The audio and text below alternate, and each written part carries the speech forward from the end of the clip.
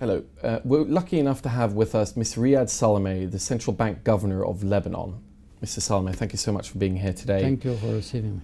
It's an interesting time, certainly for the Middle East. It always seems to be, but especially now with the civil war going on right outside the doorsteps of Lebanon.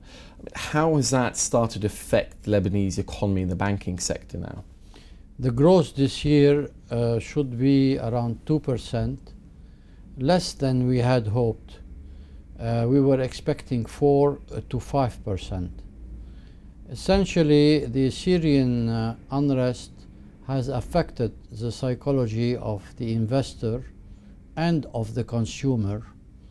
Also, a kidnapping of Lebanese in Syria triggered reactions in Beirut, especially on the road of the airport, and some kidnappings also in Lebanon.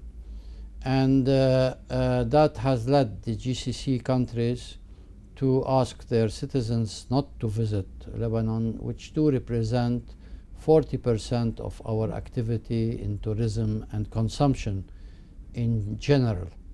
So the touristic sector was affected, and the exports were also affected due to the difficulty of going through Syria by land. That these effects have reduced our growth. Still, Lebanon is a country that is delivering a positive growth, and the country from the non-oil Arab countries that is not in need to ask for the assistance of the IMF. Well, that's certainly a fortunate thing, given that, you know, it seems many countries do need IMF assistance these days. I'm interested in hearing, obviously there are now sanctions put on parts of the Bashar al-Assad family. Some of these people had money in Lebanese banks, is that right? What's happened to that money? Well, first of all, I would like to confirm to you that Lebanon is abiding by the sanctions, whether they are coming from the Security Council or from certain countries, especially when we deal in the currency of these countries or with the banks of these countries.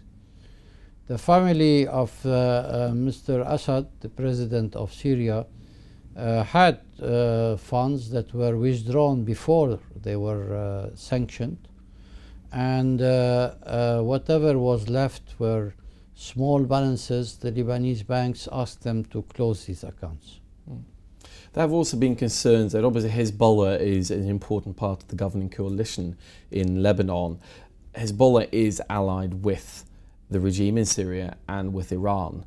There have been concerns in the US, among other places, that Lebanese banks have helped Iran evade the sanctions against its nuclear program.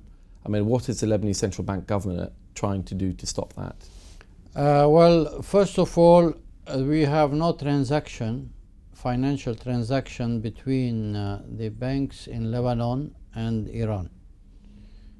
Even the government cannot do projects with Iran that are projects badly needed for Lebanon, like importing electricity, because of our commitment not to transact financially with Iran. There is an Iranian bank, a small bank in Lebanon, that is not holding foreign currency. So I can confirm to you that Lebanon is not the route for Iran to do financial transactions or to escape sanctions. The Lebanese banks are anyway very, very vigilant on this subject. Okay. Well, Mr. Salameh, thank you so much for being here today.